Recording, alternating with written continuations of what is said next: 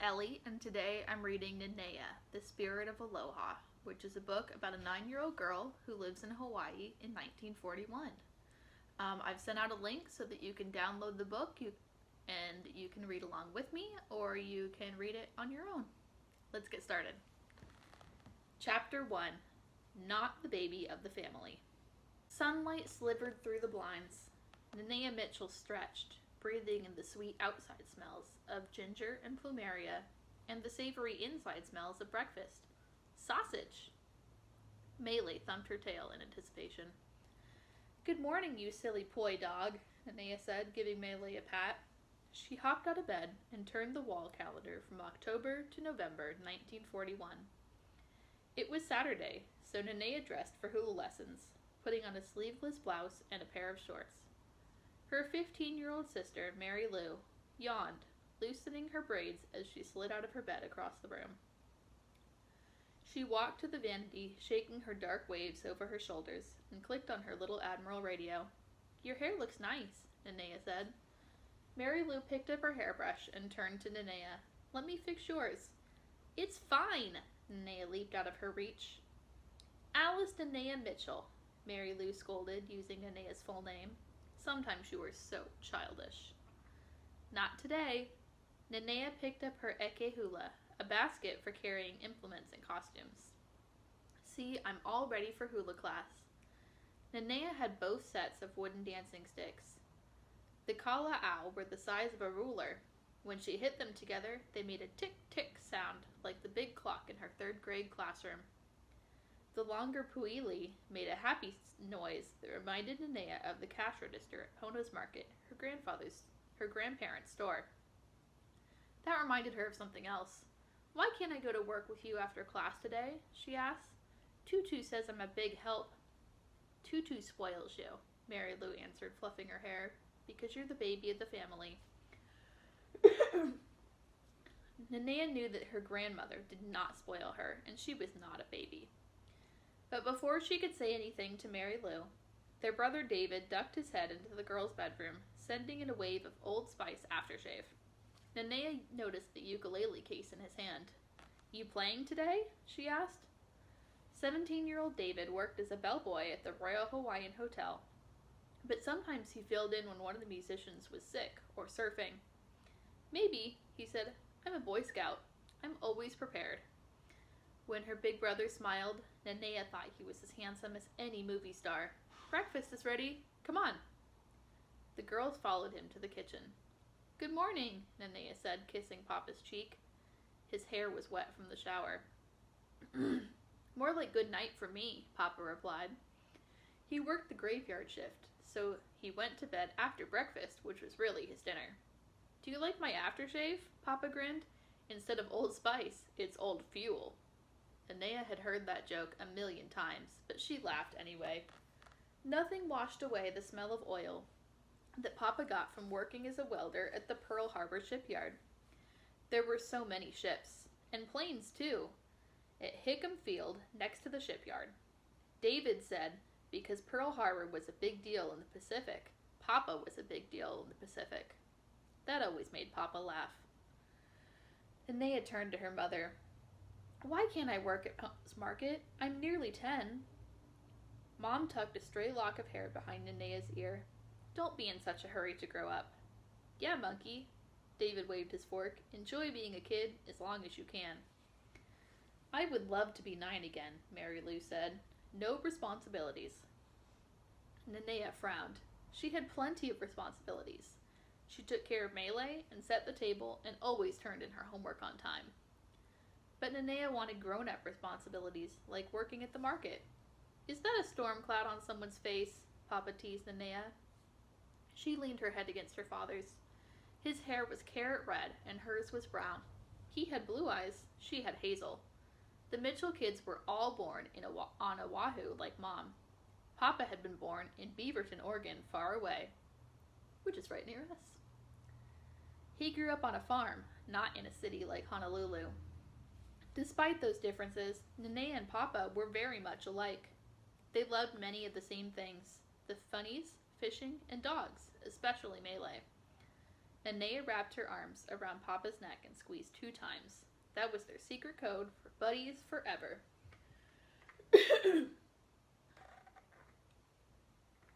She sat down and poured a glass of fresh pineapple juice. Being the youngest doesn't mean I can't do grown-up things, Nanea complained. She wondered why her ohana, her family, never gave her the chance to prove it. Papa smiled. I remember chomping at the bit to drive the tractor on Grandpop Mitchell's farm. It was so hard to wait until I was 13. And your grandfather said I had to learn the times tables before I could run the cash register. Mom poured herself more coffee. It took a lot of flashcards before I rang up that first sale. Tutu Kane said you were 9, Nanea said between bites of egg. My age. Papa pretended to cast a line. I hear the fish are biting, he said. Maybe later you could round up the other 2 kittens to catch us some supper. He called Nanea and her 2 best friends, Lily Suda and Donna Hill, the 3 kittens after the nursery rhyme. Some fresh fish would be so ono, delicious. Papa waggled his eyebrows, and Nanea had to laugh. When Papa said Hawaiian words, he sounded like a newcomer, even though he'd lived on Oahu for years. Look at the time, Mom said. You girls better scoot to hula class.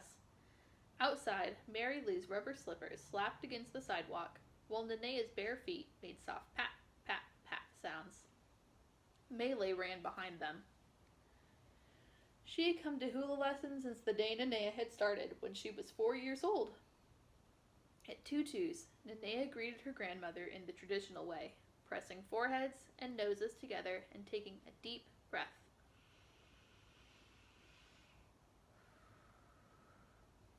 This was the ha part of aloha, the breath. The other part, alo, meant to share, to be close. Tutu had taught Nanea that this meant they were breathing each other's essence. Nanea turned her cheek to catch the regular kiss that would follow.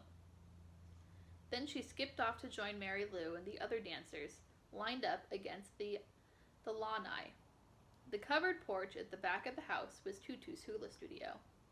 When Tutu pulled up the ipu, gourd drum, everyone quieted. Nanea gathered her thoughts, focusing her heart and her mind on the lesson to come. Makau-kau? Tutu began every class by asking the dancers if they were ready. Aye, the girls answered.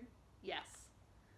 With Tutu marking time on the ipu, the dancers warmed up by practicing all their basic hula steps. Very nice, Tutu said. She set the drum aside and put a record on the phonograph. As lovely hula hands began to play, the dancers Nanea's age formed their lines and began the hula they would perform for the United Service Organization programs. Tutu students had been regular USO performers for many years. Next, the older girls danced. Nanea hoped she would someday be good enough to dance a solo, like the one Mary Lou was practicing. Nanea thought her sister was doing her steps perfectly, but in the middle of the song, Tutu lifted the needle from the record. No, Lonnie, she began, calling Mary Lou by her Hawaiian middle name. You must remember to keep your fingers soft and your back straight. As she placed the needle back on the record, Tutu spoke to all the dancers. There is no shame in a mistake. There is only shame in not learning from it. Tutu's corrections never sounded like scoldings. She was a kumu hula, a master dancer who had been teaching for many years, just as her mother had taught before her. Nanea held her head high, honored to carry on the hula tradition that had been part of her family for generations. After class, Nanea and Mary Lou sat on the front porch with Tutu, waiting for David. It wasn't long before he arrived to give Tutu and Mary Lou a ride to Pono's market. See you later, sis, Mary Lou said. Tutu smoothed the skirt of her mu'u and gave Nanea a kiss goodbye. Aloha, Kaiki, she said. You did well in class today. Nanea watched Mary Lou climb into the back seat while David held the passenger door open for Tutu. With a wave, David drove off, and Nanea turned and headed the other way, towards home. If only Nanea was going to the store too. She would sort all the penny candy into the right jars while Tutu Kane talked with the customers. Nanea would tidy the colorful displays of produce and dust the shelves of canned goods. She would straighten the bolts of fabric. She'd open the doors for the neighborhood aunties, the older women she'd known her whole life. As they left with their shopping bags bulging with purchases that Tutu had rung up. Mary Lou would see I'm not a baby anymore, Nanea told Melee as they walked home. If only I could help. Melee wagged her tail in agreement. Nanea arrived home just as Mom was taking a batch of guava bread out of the oven. When there was a knock at the door, Melee sang a greeting. Aroo! Aroo! Her name meant song. Dawn and Lily were at the door. Ikomo mai, welcome, Nanea called to the other two kittens. Or should I say, Ikomo meow. Lily Suda made a small bow. She was Nanea's oldest friend, and the Mitchells and Sudas were like family. Nanea called Lily's parents Uncle Fudge and Aunt Betty, and Lily called Nanea's parents Uncle Richard and Aunt May. The families lived on the same street, often shared meals, and celebrated holidays together. Nanea and Lily had gone out many times with Uncle Fudge on his sampan, a Japanese fishing boat, to help him catch ahi and other fish to sell. Aunt Betty taught the girls how to fold origami geckos and koi and cranes. That was one of the best things about living in Hawaii. The islands were like a jigsaw puzzle where people of all different shapes and colors fit together. There were people from Japan, like Aunt Betty and Uncle Fudge, and from Portugal, like their mailman Mr. Cruz, and from China, like Mrs. Lin, who had a tiny crack seed shop where she sold dried fruits. And of course there were Haole, like Papa and Donna's family, who came from all over the mainland. Behind Lily, Donna chomped on her bubblegum. Donna's family had come from San Francisco 3 years earlier, so her father could work in the Pearl Harbor shipyard like Papa. Donna had walked up to Nanea and Lily in first grade and said, "Hi, what are your names?" After school, Donna had given them each a piece of bubblegum, and that was the beginning of the three kittens. When her family first arrived in Honolulu, Donna had been reluctant to try any new foods. But she soon learned to love Aunt Betty's sweet rice mochi, Portuguese malasada donuts, and especially Mom's guava bread. Now Donna stopped chewing her gum. "Do I smell guava bread?" Mama laughed. "I baked 2 loaves in case some hungry kittens wandered by." She cut 3 thick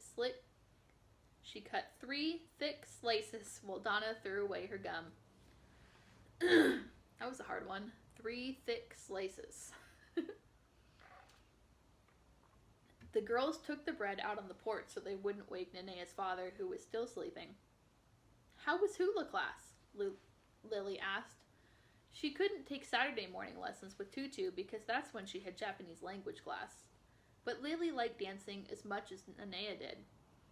Donna had tried taking hula lessons, but decided she wasn't much of a dancer. "It was fun," Nanea answered.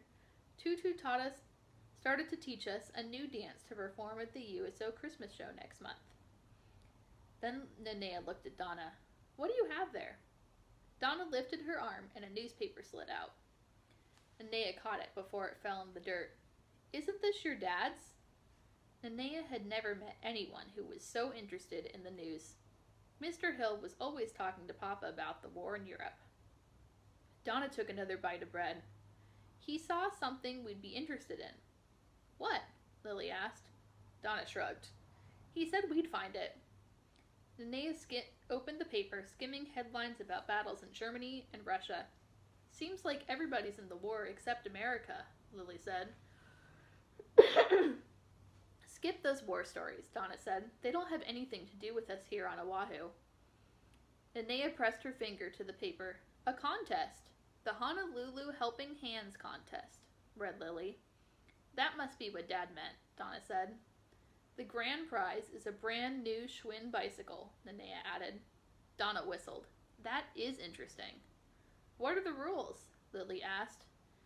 "We have to do these 4 things by December 15th to win the bike," Nanea explained, pointing to the list. "Enter to win, you mean," said Lily. Donna counted on her fingers. That's a month and a half from now. We have to check off one thing about every 2 weeks. Lily leaned over Nanea's shoulder. The first one's a snap. Do a good deed for a stranger. But look at the second one. Show appreciation for your family. She made a face. That means I'd have to do something nice for Tommy. Even Nanea had to admit that Lily's 5-year-old brother was a handful. How can a kid make a difference in the community? Donna asked, reading the third requirement. What about that last task? Turn trouble into triumph, Lily said. I don't know what that means. Nanea thought about one of her troubles. Her family always treated her like a baby. How could she turn that into triumph? Donna shook her head. This seems too hard. I agree, Lily said. But if you did everything, you might not win the bike. Nanea pictured herself looking so grown up on a shiny new bike. Wait a minute, Nanea thought, jumping up.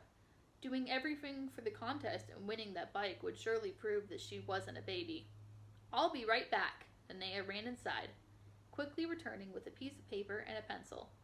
What are you doing? Lily asked. I'm going to enter that contest, and I'm going to win. So, what do you think of the story so far? You can send me an email and let me know what you think. Ask any questions. I challenge you to find something to do to be a helping hand for your family or your friends. So the first 2 challenges in the book were pretty easy. Do a good deed for a stranger, and show appreciation for your family. Is there one of those you could do at home? Tell me what you think and what you're doing. Bye.